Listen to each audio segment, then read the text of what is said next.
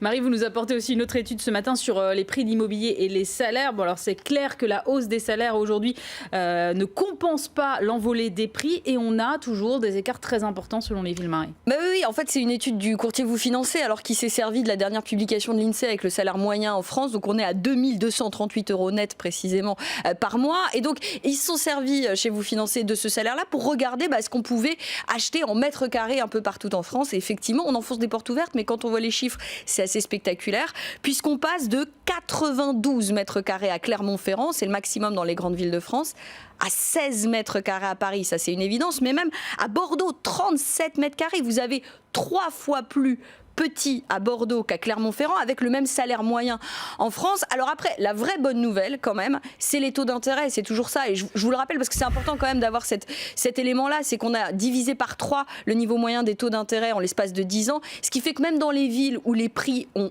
explosé et où les salaires n'ont finalement que peu augmenté, on arrive peu ou prou à maintenir un pouvoir d'achat immobilier. Mais c'est vrai, quand on regarde uniquement le niveau du salaire moyen en France et le niveau des prix de l'immobilier, on a ces écarts spectaculaires. Ce sujet est fondamental.